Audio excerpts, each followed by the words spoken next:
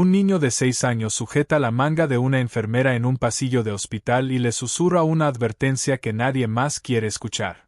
Su padre, un capitán condecorado de las Fuerzas Especiales de la Armada, se retuerce cada noche en pesadillas que solo ella parece saber calmar. El médico jefe la llama incompetente delante de todo el equipo. El niño la llama la única persona que de verdad entiende lo que está pasando. Y cuando el corazón del capitán empieza a fallar en plena madrugada, esa enfermera hace algo que ninguna auxiliar debería saber hacer jamás. Esta es la historia de Elena Duarte, y de la verdad que llevaba escondida bajo una placa de identificación que decía enfermera y nada más. Nadie te avisa de que un niño puede cambiarte la vida con una sola frase susurrada al oído. Elena estaba revisando por tercera vez un monitor que no necesitaba revisión cuando Diego, el hijo del paciente de la habitación 214, tiró de su manga con una fuerza que no correspondía a sus 6 años. Cuando tú te vas, él le hace daño a papá, dijo el niño, mirándola fijamente. Cada vez que sales de la habitación, empieza.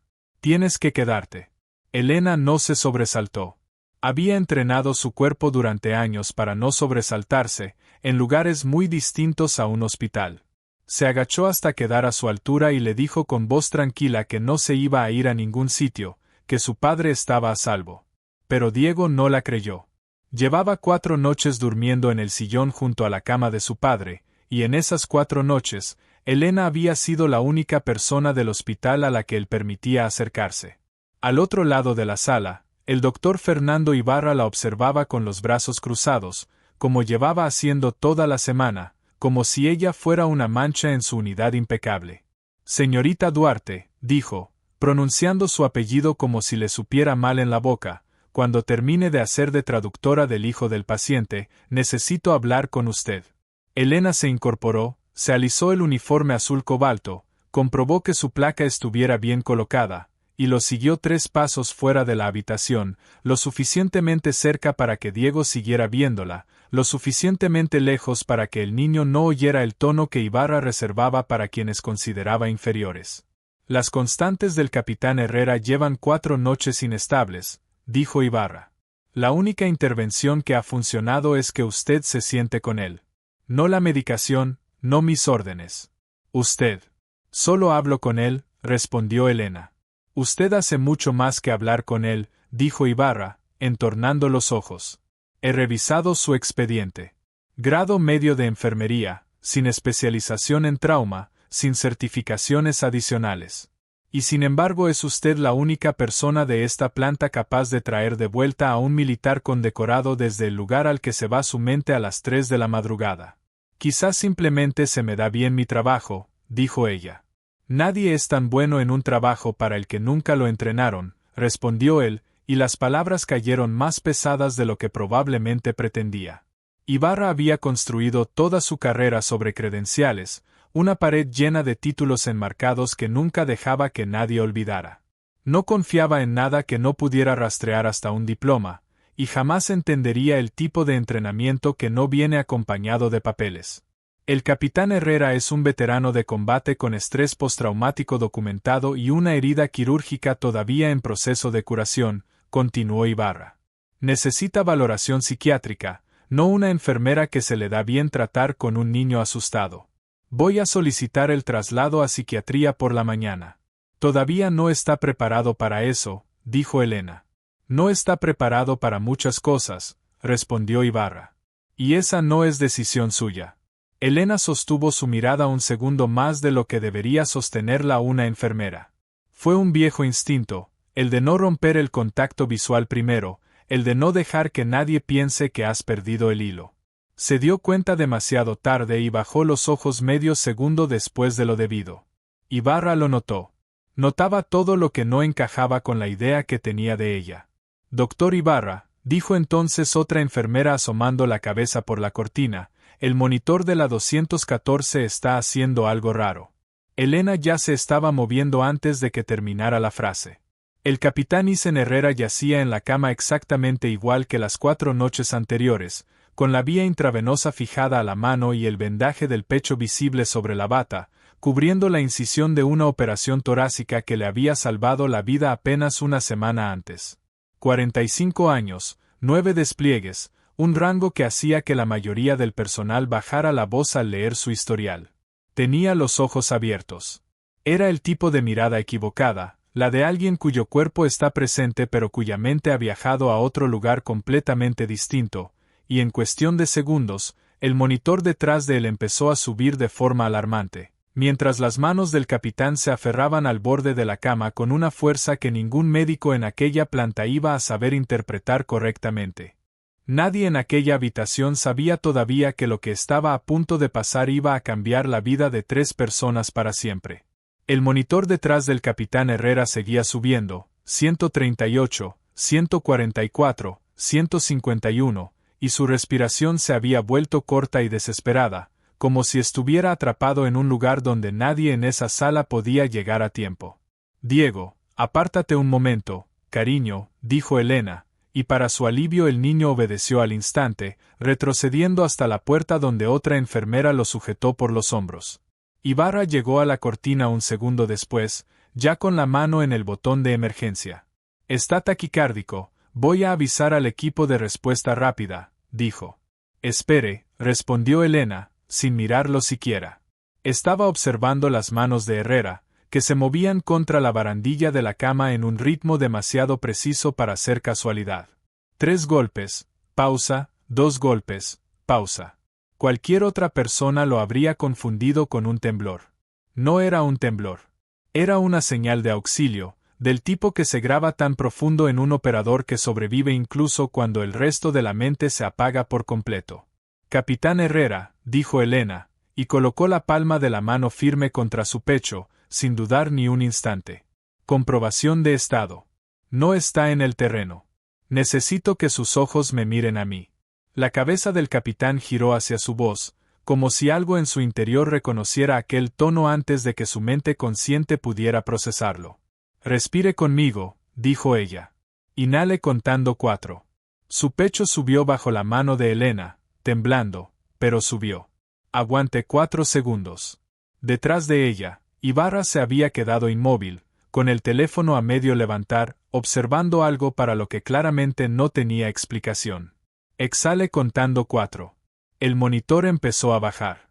148, 139.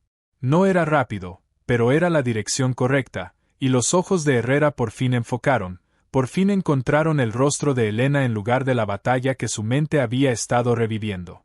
Está bien, dijo Elena en voz baja. Está en el hospital, está a salvo, su hijo está justo ahí fuera. La respiración del capitán se quebró al salir de su pecho, y durante un segundo sin guardia, algo en su expresión se abrió. No era reconocimiento del lugar. Era reconocimiento de ella, de su voz, de sus manos. Luego desapareció, sepultado bajo el agotamiento, y el capitán se dejó caer de nuevo sobre la almohada. Elena se enderezó, retiró la mano, recompuso su postura hasta convertirla en algo más suave, más ordinario. Pero Ibarra seguía mirándola, y esta vez la expresión en su rostro ya no era desprecio. Era sospecha. Esa no es una técnica de contención que haya visto nunca en esta unidad, dijo lentamente. Ha funcionado, respondió ella. Eso no es una respuesta.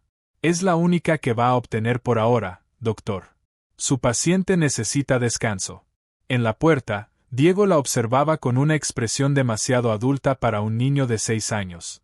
Había visto esto todas las noches de aquella semana, y todas las noches no se lo había contado a nadie más que a ella. Ha hecho lo de la respiración, susurró cuando ella llegó hasta él. Eso es lo que lo detiene. Es solo una técnica, cariño, respondió Elena, agachándose a su altura. ¿Dónde lo aprendiste?, preguntó él. Hace mucho tiempo, dijo ella, de gente que lo necesitaba más que la mayoría. Era verdad. Simplemente no era el tipo de verdad que ella tenía permiso para explicar.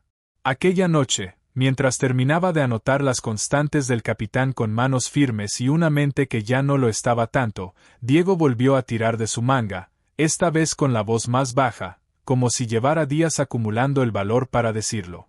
A veces, cuando está en el lugar malo, dice un nombre por las noches, susurró. No es un nombre normal, es como una palabra clave. Lo dijo otra vez anoche, justo antes de que entraras a hacer lo de la respiración. La miró con una seriedad absoluta. ¿Sabes qué significa? Elena sintió que se le paraba el pulso. No lo sé, mintió, quizás sea solo una palabra de un sueño. Pero sí lo sabía. Lo había sabido desde el instante en que la boca de Diego empezó a formar el sonido, incluso antes de terminar de pronunciarlo, porque no era una sílaba cualquiera salida de la pesadilla de un desconocido. Era un nombre en clave. Su nombre en clave, pronunciado por un hombre al que ella estaba casi segura de no haber conocido jamás, lo cual solo podía significar dos cosas: o su memoria le estaba fallando, o las pesadillas del capitán Herrera estaban desenterrando una misión que jamás había aparecido en ningún registro oficial. Y esa misma noche, mientras el papeleo del traslado psiquiátrico descansaba olvidado sobre el mostrador de enfermería, el monitor del capitán Herrera empezó a sonar de una forma que nadie en aquel pasillo había escuchado antes, una forma que Elena reconoció al instante, porque ya la había escuchado una vez, 7 años atrás, en una montaña muy lejos de allí. Elena estaba a 3 puertas de distancia, pero ya corría antes de que terminara de sonar la segunda alarma, porque una parte de ella llevaba esperando ese sonido desde que Diego pronunció aquella palabra. Entró en la habitación a la carrera y encontró al capitán Herrera medio incorporado en la cama, con la vía intravenosa arrancada y colgando, una mano clavada contra su propio pecho donde la sangre ya empezaba a manchar el vendaje, y la otra golpeando el aire hacia algo que solo él podía ver.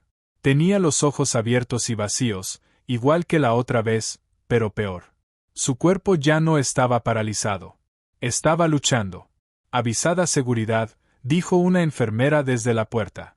No, cortó Elena, con una voz que atravesó la habitación como una hoja afilada. Nada de seguridad. Traedme 2 unidades de suero fisiológico y a la doctora Paz, la residente de cirugía. Ahora. No se acercó a él como se acerca alguien a un paciente en crisis, con las manos por delante, a la defensiva. Se metió directamente dentro de su alcance, baja y cercana, y atrapó su muñeca en un movimiento controlado que aprovechó el impulso en lugar de resistirlo, inmovilizando su brazo contra su propio pecho sin un solo gesto de más. Isen, dijo, no capitán, no señor, su nombre de pila, directo y afilado, la forma en que se dice un nombre para traer de vuelta a alguien que se ha ido muy lejos. Isen, mírame. Él no la escuchaba. Su respiración entraba y salía desgarrada, y bajo la mano de Elena, su corazón golpeaba contra la herida quirúrgica con una fuerza que ella ya reconocía, con la certeza fría de quien ya ha visto antes ese mismo tipo de fallo, que solo tenían minutos, no horas. La tensión está cayendo, gritó otra enfermera desde el monitor, 92/58 y sigue bajando. Los sonidos cardíacos están, se detuvo, con el fonendoscopio contra el pecho y el rostro pálido. Apenas los oigo, están amortiguados. Sonidos cardíacos distantes, tensión cayendo, venas del cuello hinchadas incluso en medio del pánico. La mente de Elena montó la imagen completa antes de que el resto de la sala pudiera siquiera entenderla. Sangre acumulándose en el saco que rodea el corazón, probablemente por el esfuerzo sobre la herida en proceso de curación, apretando la cavidad con cada latido hasta que el corazón sencillamente no pudiera llenarse más. Taponamiento cardíaco, y aquello lo mataría en el tiempo que tardara el equipo quirúrgico en prepararse. Ella había visto exactamente ese mismo fallo una sola vez antes, en aquella misma montaña, años atrás. Un hombre distinto, una herida distinta, la misma aritmética terrible de un corazón ahogándose en su propia sangre mientras todos a su alrededor discutían sobre protocolo. Entonces no había tenido ecógrafo. No había tenido campo estéril ni carro de paradas ni refuerzos llegando en minutos en lugar de horas. Había tenido una navaja de combate, un trozo de tubo, y 90 segundos para decidir si importaba más el protocolo o la supervivencia. Esta noche, al menos, tenía mejores herramientas. La decisión era exactamente la misma. Necesita descompresión ahora, dijo Elena. No en 10 minutos, ahora. Hay que esperar a la residente, dijo la enfermera de guardia. Él no tiene 10 minutos, respondió Elena, ya moviéndose, una mano todavía firme sobre el hombro de Herrera, manteniéndolo quieto con una técnica de presión que no tenía nada que ver con ningún manual de enfermería, la otra alcanzando el carro de emergencias. Preparad una bandeja de pericardiocentesis, betadine, una aguja espinal, y traedme el ecógrafo si está en la sala. Usted no puede, empezó a decir la enfermera. Mírenme, respondió Elena. Las puertas se abrieron de golpe. Ibarra entró en bata, a medio abotonar, avisado por la alarma, captando toda la escena en una sola mirada furiosa. ¿Qué está pasando aquí? Taponamiento cardíaco, descompensando en tiempo real, dijo Elena sin levantar la vista, las manos ya moviéndose con una precisión que no pertenecía a ninguna titulación de enfermería general. Necesito esta sala despejada de cualquiera que no esté ayudando. Usted no está autorizada para realizar un procedimiento cardíaco invasivo, dijo Ibarra. Entonces hágalo usted, doctor, ahora mismo, o apártese y déjeme hacerlo a mí, porque en unos 90 segundos el corazón de este hombre se para, y le prometo que una revisión por mala praxis es un resultado mucho mejor que un paciente muerto. La sala se quedó en un silencio que pesaba de verdad. Ibarra miró a Herrera, gris, jadeando, la alarma de tensión arterial chillando un número que seguía subiendo mal, y algo en su rostro se rompió por primera vez desde que Elena había empezado a trabajar en aquella planta. Hágalo, dijo. Yo la guío. Cuénteme qué está viendo. No era confianza. Era aritmética. Las manos de ella ya estaban firmes y las de él todavía no con la adrenalina golpeándolo de golpe, pero era suficiente. Y mientras Elena desinfectaba la zona bajo el esternón con una mano que no temblaba en absoluto, nadie en aquella sala imaginaba que lo que estaba a punto de salir de la jeringa iba a desenterrar un secreto que llevaba 7 años enterrado, un secreto que un niño de 6 años ya había empezado a descubrir sin que ninguno de los adultos presentes se diera cuenta. La aguja avanzó con una precisión que llevaba grabada en las manos de Elena desde mucho antes de ponerse un uniforme de enfermera. Angulando hacia el hombro izquierdo, dijo, más para tranquilizar su propia respiración que para informar a Ibarra. Aspirando ahora. Sangre oscura empezó a subir por la jeringa, 20 mililitros, 40, 60, y en el monitor detrás de ella, la tensión del capitán Herrera comenzó a subir de nuevo, despacio pero con una firmeza que significaba supervivencia. Su respiración se estabilizó. La mano que un minuto antes había apretado la muñeca de Elena con fuerza de hierro se aflojó por completo. Sus ojos, cuando por fin enfocaron, encontraron el rostro de ella con una claridad que no habían tenido en 4 noches. Está bien, dijo Elena, mucho más baja ahora, con la tensión ya fuera de la sala. Está bien, Isen, quédese conmigo. Él la miró durante un largo instante, con algo moviéndose detrás de sus ojos que ya no parecía confusión, sino reconocimiento intentando abrirse paso a través del agotamiento y la pérdida de sangre. Conozco esa voz, dijo, apenas audible. Conozco esa voz de algún sitio que no consigo recordar. A las 7 de la mañana, Elena fue convocada a una sala que jamás había pisado, con una placa en la puerta que decía cumplimiento clínico. Al frente de la mesa había un hombre que se presentó como Ricardo Solano, director de seguridad del paciente. Ibarra estaba sentado a su lado, con una carpeta abierta que Elena reconoció como el informe de incidente que debía haber redactado antes de que amaneciera. Señorita Duarte, dijo Solano sin levantar la vista de sus notas al principio, anoche realizó un procedimiento cardíaco invasivo, una pericardiocentesis, sin orden médica, sin verificación de campo estéril, y sin formación documentada en ese procedimiento.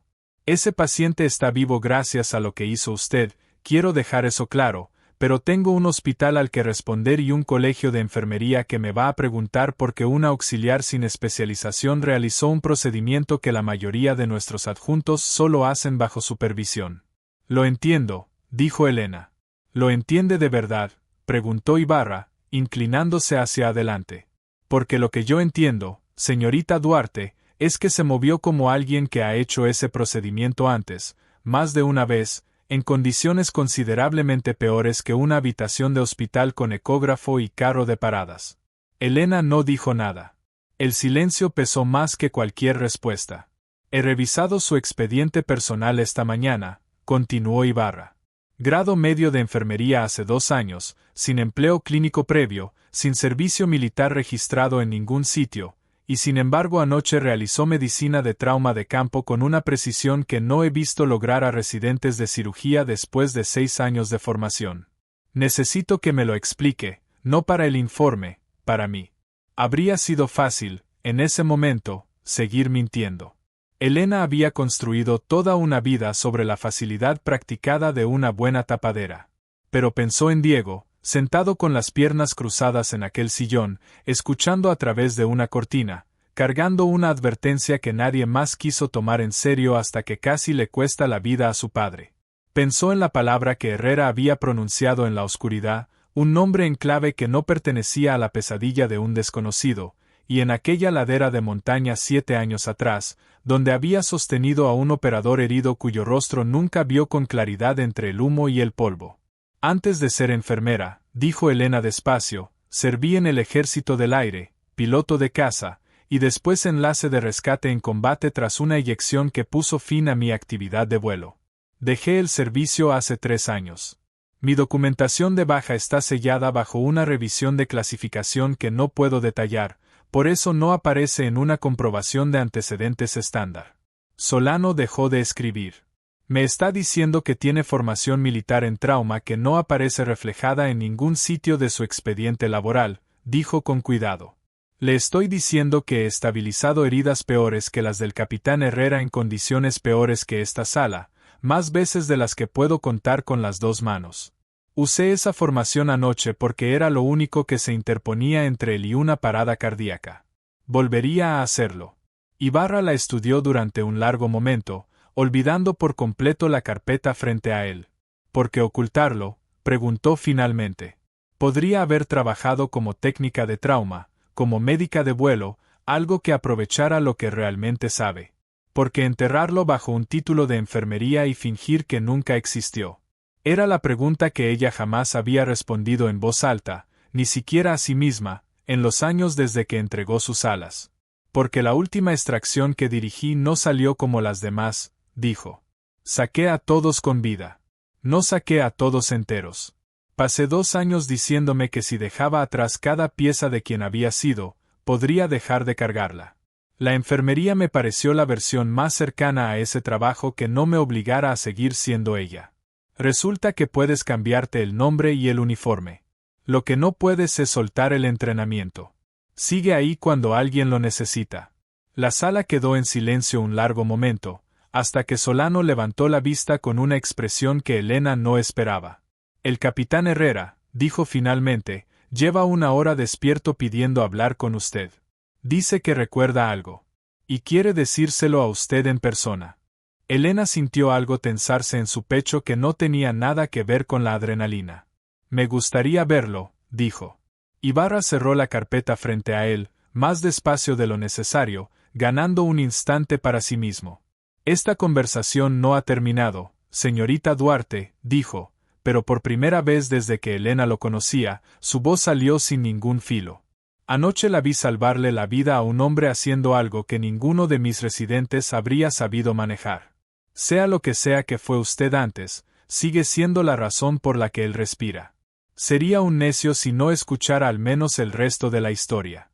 No era una disculpa, pero de un hombre como Ibarra, Elena sospechó que era lo más parecido a una que iba a obtener jamás. Al final del pasillo, junto al mostrador de enfermería y el cuaderno de colorear todavía abierto en el sillón familiar, el capitán Isen Herrera estaba sentado en su cama por primera vez en 5 días, alerta, con la mirada fija, y su hijo apoyado contra su costado con la satisfacción feroz de un niño que por fin había tenido razón sobre algo que nadie más quiso escuchar. Ahí está, dijo Diego, tirando de la manga de su padre exactamente igual que había tirado de la de Elena la tarde anterior. Te lo dije. Te dije que ella lo sabría. Cierra la cortina, pidió Herrera en voz baja, y Elena lo hizo, dándoles la poca intimidad que una habitación de hospital podía ofrecer. Diego no se movió del lado de su padre, y Herrera no se lo pidió. Fuera lo que fuese aquello, el niño se había ganado el derecho a escucharlo. Hace 7 años, dijo Herrera sin preámbulos, mi equipo quedó atrapado en una cresta donde no deberíamos haber estado. Recibí metralla en el pecho. Mi sanitario cayó antes de poder llegar hasta mí. Recuerdo perder la sensibilidad en las manos, y recuerdo pensar con mucha claridad que así iba a terminar todo. Se detuvo, reuniendo algo que claramente le costaba. Y entonces hubo una voz femenina, contando mi respiración, diciéndome que estaba a salvo cuando nada en aquella montaña lo estaba. Nunca le vi la cara. Humo, polvo, mi propia sangre en los ojos. Solo unas manos que no temblaban y una voz que tampoco. Elena se quedó completamente quieta. Recordaba aquella cresta con una claridad que jamás se había desvanecido, la estática de la radio entrando y saliendo, el olor a roca quemada, el pulso de un hombre latiendo fino y rápido bajo sus dedos mientras ella le decía que el helicóptero llegaba en 4 minutos, 90 segundos, con una voz que obligaba a mantener firme aunque sus propias manos temblaran de frío. Nunca supo si había sobrevivido al vuelo hasta la unidad quirúrgica. El mando no compartía resultados con los equipos de extracción. La llamaban Espectro, dijo Herrera. Nunca usaban un nombre real por radio, solo el indicativo. Pregunté durante años quién había trabajado esa extracción, y cada solicitud volvía sellada. Me dijeron que la identidad del personal de rescate en esa operación estaba clasificada por encima de mi nivel de acceso, lo cual no tenía sentido para un hombre que había estado sangrando bajo sus manos. Pero esa fue la respuesta que obtuve. Con el tiempo dejé de preguntar, me dije que no importaba quién fuera, solo que me había traído de vuelta. La miró, y Elena sintió que los últimos 7 años se comprimían en una sola respiración. Anoche, cuando todo se puso negro, volví a escuchar esa voz. La misma cadencia, la misma cuenta. Pensé que estaba alucinando, la medicación, el dolor, lo que fuera. Y esta mañana, al despertar, recordé algo que llevaba años sin pensar. Su mandíbula se tensó. La voz de aquella cresta tenía una cicatriz justo aquí. Se tocó el interior del antebrazo, cerca de la muñeca. La vi medio segundo cuando la manga se le subió mientras me tomaba el pulso. Una cicatriz de quemadura, como si una bengala hubiera estallado demasiado cerca. La mano de Elena se movió casi sin permiso hacia su propio antebrazo, hacia la marca que llevaba desde su propia eyección, 2 años antes de aquella misión, la que nunca se molestaba en ocultar bajo mangas largas, porque nadie en aquel hospital había mirado nunca con la atención suficiente para preguntar. «Capitán Herrera», dijo él. «Isen, me llamó Isen anoche, no capitán. Quiero oírselo decir otra vez y que me confirme que no estoy perdiendo la cabeza». Elena se subió la manga sin que se lo pidieran, y le mostró el brazo, dejando ver la cicatriz con claridad por primera vez en 7 años y media vida. Espectro era un indicativo, dijo en voz baja. Ya no lo uso, ni el nombre ni la persona que lo llevaba. Pero sí, aquella cresta, aquella extracción, esa era yo. Durante un largo momento, nadie en la habitación dijo nada. Diego miraba entre el rostro de su padre y el de Elena con la solemnidad de un niño que entendía, incluso sin conocer los detalles, que algo enorme acababa de encajar en su lugar. «Salvaste a mi papá», dijo finalmente, como si probara la frase en voz alta por primera vez. Fuera de la cortina, se acercaron pasos, y un momento después apareció Ibarra, acompañado de un hombre de uniforme de gala que Elena reconoció al instante por las insignias, un oficial de enlace de su antiguo escuadrón, convocado, supuso, después de que el equipo de cumplimiento empezara a hacer llamadas aquella mañana. «Comandante Duarte», dijo el oficial, y hubo algo casi formal en cómo pronunció aquel rango que técnicamente no existía desde hacía 3 años. El mando recibió esta mañana una solicitud de expediente vinculada a un informe de incidente de este hospital. En cuanto su nombre apareció relacionado con el indicativo mencionado en la historia clínica del capitán Herrera, me pidieron confirmar su historial de servicio en persona, dada la clasificación implicada. «¿Y es cierto?», preguntó Ibarra, con los brazos todavía cruzados, aunque la postura ya había perdido toda su vieja certeza. «Comandante Elena Duarte, Ejército del Aire, retirada, enlace de rescate en combate, 6 extracciones confirmadas bajo fuego directo, condecorada antes de su transición fuera de operaciones de vuelo», dijo el oficial. Su expediente confirma todo lo que el capitán Herrera acaba de describir, hasta el número de la operación. Se volvió hacia Ibarra. Sea cual sea el procedimiento que realizó anoche, doctor, yo confío en sus manos más que en las de la mayoría de los cirujanos con los que he trabajado. Ibarra no dijo nada durante un largo momento. Cuando por fin habló, su voz ya no tenía ninguno de los filos que Elena había llegado a esperar de él. Le debo una disculpa, dijo. Pasé una semana asumiendo que la distancia entre sus credenciales y su competencia significaba que algo estaba mal. Nunca se me ocurrió que esa distancia existía porque la verdad estaba clasificada, no porque no existiera en absoluto. No se equivocaba del todo al ser cauteloso, dijo Elena. No sabía lo que tenía delante. Ahora lo sabe. Diego volvió a tirar de su manga, más bajo esta vez, como si necesitara decir aquello solo para ella. No eres solo enfermera, susurró. No, admitió Elena. Y por primera vez en 3 años, decirlo en voz alta no se sintió como perder algo, sino como recuperarlo.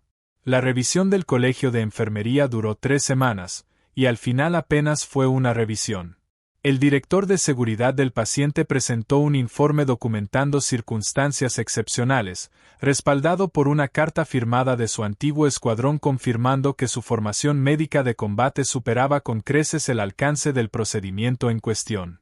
El capitán Herrera dio su propio testimonio, directo y sin rodeos, afirmando que aquella enfermera le había salvado la vida 2 veces, una en una montaña 7 años atrás, y otra en una cama de hospital 3 semanas antes de la audiencia. El comité la exoneró sin ninguna amonestación formal, y en un movimiento que nadie en aquel hospital había visto antes, la recomendaron para un puesto de nueva creación, enlace clínico para atención de trauma en veteranos y operadores, con reporte conjunto a dirección de enfermería y al propio doctor Ibarra. Ibarra no se había opuesto a la recomendación. La había escrito él mismo. El capitán Herrera recibió el alta un martes luminoso y corriente, caminando por su propio pie, con la herida quirúrgica curada y la mano de su hijo firmemente sujeta a la suya. Se detuvo en el mostrador de enfermería antes de salir, vestido de civil por primera vez desde que Elena lo conocía, con el aspecto menos de paciente y más del hombre que debía haber sido antes de que una cresta de montaña y una eyección fallida le arrebataran algo a cada uno de ellos. «Te busqué», dijo. «Una vez que tuve un nombre que buscar. Condecorada, 6 extracciones bajo fuego. Nunca le contaste a nadie de este hospital nada de eso». «No era relevante para cambiar una vía intravenosa», respondió ella. «Era relevante para todo», dijo él, con algo entre la risa y la incredulidad. 7 años intentando agradecerle a una voz a la que no podía ponerle cara. Nunca imaginé que iba a poder hacerlo en persona, en un pasillo de hospital, con mi hijo aquí al lado. Le tendió la mano y Elena se la estrechó, y algo se asentó entre ellos que ya no necesitaba más palabras que esa. Diego, mientras tanto, se había plantado directamente frente a ella, con los brazos cruzados en una imitación casi perfecta de la postura que solía usar Ibarra, aunque en un niño de 6 años resultaba considerablemente menos intimidante. «¿Vas a seguir trabajando aquí, verdad?», preguntó. «Por si papá necesita otra vez lo de la respiración». «No voy a irme a ningún sitio, cariño, te lo prometí el primer día». «Tampoco me contaste que pilotabas aviones de combate», añadió él, con la traición particular de un niño que siente que se ha quedado fuera de algo enorme. «Te lo estoy contando ahora», respondió Elena, arrodillándose a su altura, exactamente igual que aquella primera tarde revisando un manguito de tensión que no necesitaba revisión, antes de que nada de aquello se hubiera destapado. «Parte sigue clasificado», dijo, «pero puedo contarte la parte importante. La parte donde un niño muy valiente se negó a dejar de prestar atención incluso cuando nadie le creía. Y esa es la razón por la que tu padre está aquí de pie hoy, en lugar de en algún sitio mucho peor». Diego consideró aquello con la gravedad de quien sopesa una gran responsabilidad. «Entonces yo también ayudé a salvarlo», dijo. «Hiciste mucho más que ayudar», respondió ella.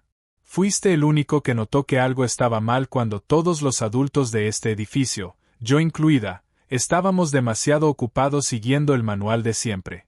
Eso importa. No es poca cosa. Y que nadie te diga jamás lo contrario».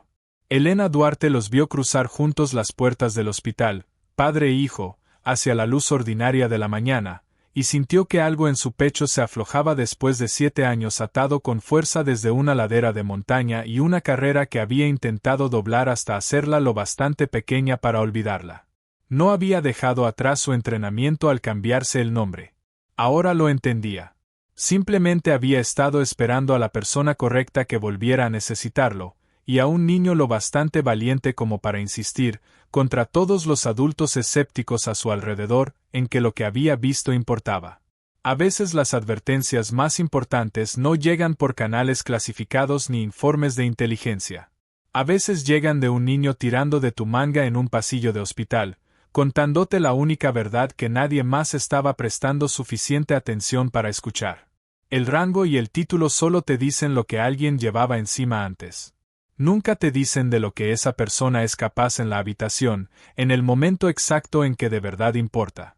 Y eso, más que cualquier medalla, fue lo único que Elena Duarte necesitó siempre para saber quién era.